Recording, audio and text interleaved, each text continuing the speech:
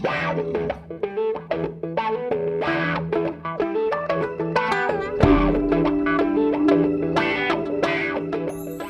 tous et merci d'être venus à cette réunion d'installation du CORA, comité opérationnel de lutte contre le racisme et l'antisémitisme, que nous installons donc aujourd'hui en présence de M. Cladrel, délégué interministériel à la lutte contre le racisme et l'antisémitisme, qui a été nommé il y a quelques mois.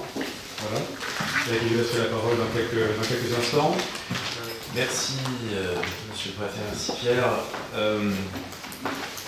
Quelques mots d'introduction pour vous présenter une mission et surtout une ambition qui est celle du gouvernement et qui s'est manifestée dès la fin de l'année 2014, lorsque le président de la République, le 31 décembre, a annoncé que 2015 serait une année de mobilisation et de lutte contre le racisme et l'antisémitisme dans ce qu'on appelle, ce dispositif qu'on appelle la grande cause nationale et qui permet notamment de financer des actions de communication. Mais cette ambition-là, bien sûr, c'est bien plus que cela.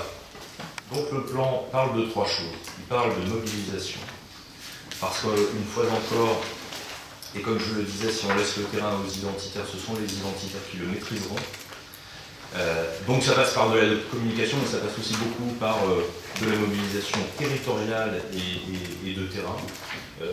Pas seulement parmi les institutionnels que vous êtes, que nous sommes, mais aussi peut-être plus encore auprès des acteurs de première ligne du service public, que ce soit des agents municipaux, évidemment les équipes éducatives dans les établissements scolaires, les directeurs de centres sociaux, je prends service public au sens le plus large du terme, parce que je crois que de toute façon, pour nos concitoyens, tout ça c'est la même chose, ce sont les responsables, ce sont les adultes, que ce soit à l'hôpital, enfin bref, je ne vais pas égrener tous les lieux où s'exerce une forme d'autorité et de responsabilité sur la vie en collectivité, mais c'est de tout cela qu'il s'agit.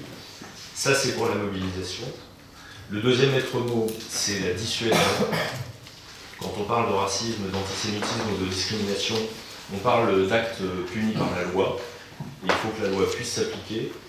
Et en plus, non seulement il faut que la loi puisse s'appliquer, mais il faut qu'on le sache pour que les victimes soient reconnues dans leur rôle de victimes, qu'elles osent dénoncer les faits dont elles sont victimes et qu'elles se sentent prises en compte et défendues par les institutions. Qu'elles sachent que l'État est de leur côté et non pas à protéger je ne sais quel comportement ou à se montrer plus indulgent vis-à-vis d'un tel ou d'un tel.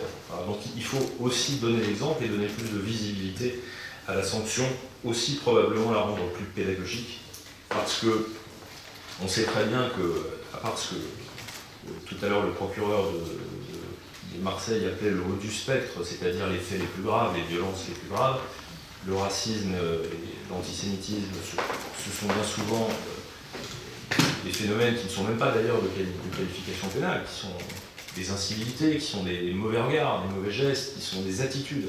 Et c'est ça aussi qui empoisonne la vie collective. Eh bien, pareil, de la même façon, la réponse là, elle n'est pas nécessairement judiciaire, mais il faut qu'il y ait une réponse.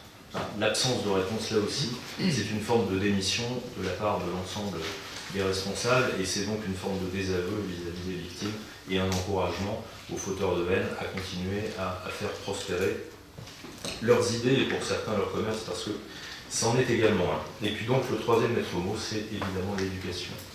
Puisque s'il n'y a pas de rempart absolu contre la propagation de la haine, et l'histoire nous le démontre amplement, qui a vu les pays les plus élevés du point de vue de la pensée et de la pratique des arts et des sciences sombrer dans l'obscurantisme, il n'y a pas de rempart absolu, mais le rempart peut-être le plus sûr que nous ayons à notre disposition, c'est la culture, c'est la transmission des savoirs. C'est donc, par exemple, signer une convention de partenariat avec le Camp d'Émile pour faire connaître aux jeunes générations, pour faire connaître aussi à ceux qui veulent les éduquer, les professeurs, les éducateurs, les moniteurs d'écolo, les membres, les bénévoles des centres sociaux, bref, tous ceux qui ont une charge éducative soient eux-mêmes mis en situation de pouvoir apporter des réponses, pouvoir transmettre à leur tour l'histoire.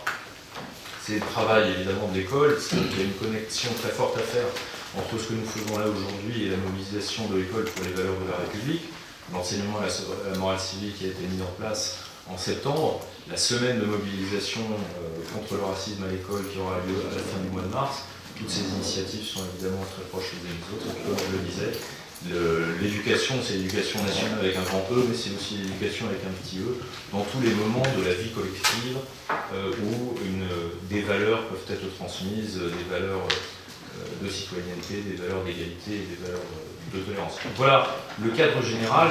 Une fois qu'on a dit tout ça, le plus important est à venir, c'est-à-dire l'action concrète, opérationnelle, par rapport aux dispositifs qui ont existé auparavant. Il y a deux choses qui ont changé.